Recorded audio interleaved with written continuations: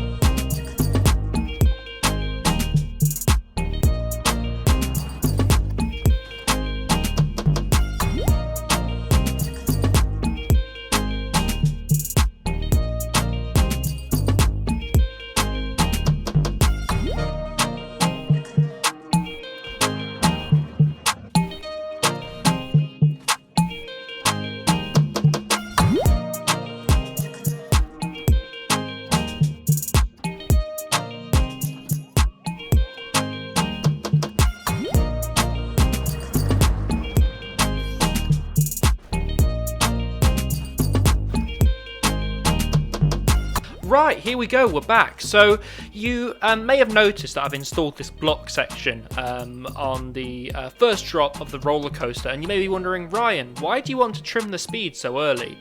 The reason that I'm doing this is because I'm trying to be as traditional as possible with this Maurer Spinning Coaster. So Maurer Spinning Coasters have a lot of block sections for a reason. So they have so many of these small cars, or small trains, going along the track at one time. That they need to be controlled in some way, and it's a very common trait for these roller coasters to have. And you'll notice me install a few more of these block sections onto this roller coaster. Not that they're going to be particularly functional, because in Planet Coaster, unless you do set up block sections, there's no real way of getting these block sections to stop the roller coaster, and I don't see why you would need to. To be honest with you, because the planet once a train goes around the track on Planet Coaster, it's pretty much going to be consistent for the rest of the trains that do that circuit. So what I mean by that is, say if you go around the circuit once and then you tell another train to go around the circuit, it's going to complete that circuit at the exact same speed in the exact same way. So one interesting thing to note about the Maurer train unloading and loading process as well is it's not uncommon for these trains to be loaded and unloaded while the train is actually moving along the station. Now I really wish that Planet Coaster had taken the time to sort of emulate this, because I really like that aspect of the loading and unloading procedures of this roller coaster. You know, they're actually moving while you're getting on and off them. Alton Towers Spinball Whizzer does this, and so does Dragon's Fury. You know, again, it's just something that I find really interesting, the way that these are loaded and unloaded. And it means, especially with the amount of trains that you have on the track at one time, that you can have an insane amount of throughput on these rides. And again, that's something that's not really portrayed in Planet Coaster, because again, they aren't moving through the station like they are in real life. But maybe it's something they could implement in the future. But so I'm going to let this footage play, and then I'm going to come back in a second.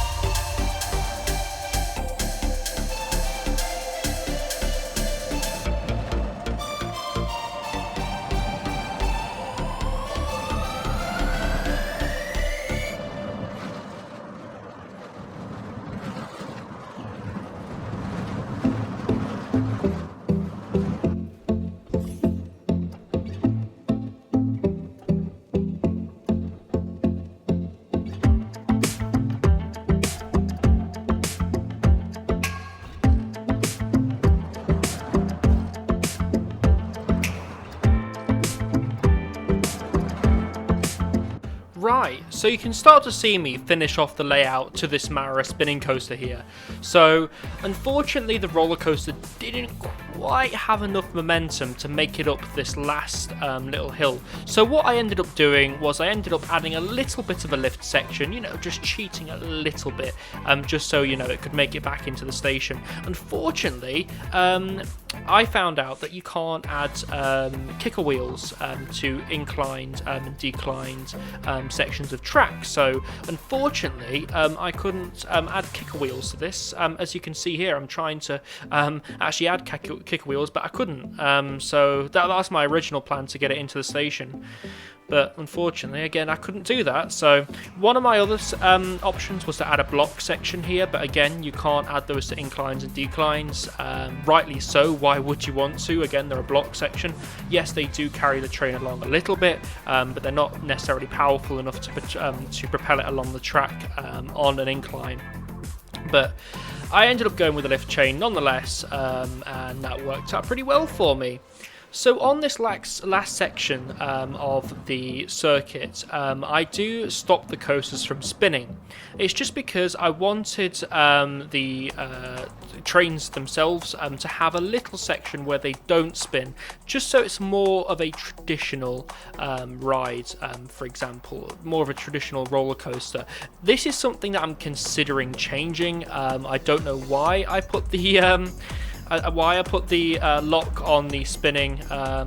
Looking back, it does seem a bit, you know, why did you do that? There's no point in doing it. So, you know, I probably will go back and change it, to be honest with you. But yeah, I did it for that reason. Again, I wanted it to be a bit of a more of a traditional ride towards the end, but...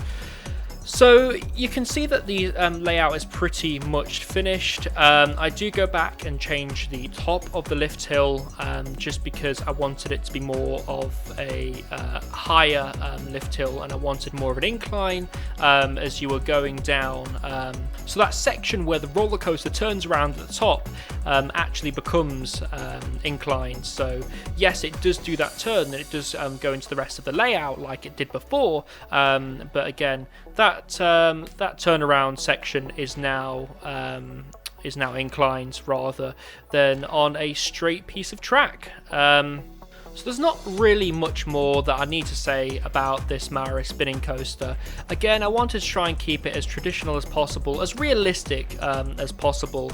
I know that these Maurer coasters, each one of them have their own unique twist. So Spinball has its own unique layout, Dragon's Fury has its own unique layout, and I think there's another one, I think it's an F-Telling, I could be completely wrong, but there's another Maurer spinning coaster abroad that again is on the edge of a lake, and you know that has its own layout and it adapts to that lake perfectly because it just goes over it at one stage, and you know it offers a great ride experience. And again, these Maurer coasters, something different. They offer a unique ride experience just by the way the cars are designed and by the way their unique layouts are designed. So we have come to the end of the video now, guys. So if you have liked the video, please smack that like button, hit that subscribe button, and turn on all notifications so you don't miss a single video here at iCoaster.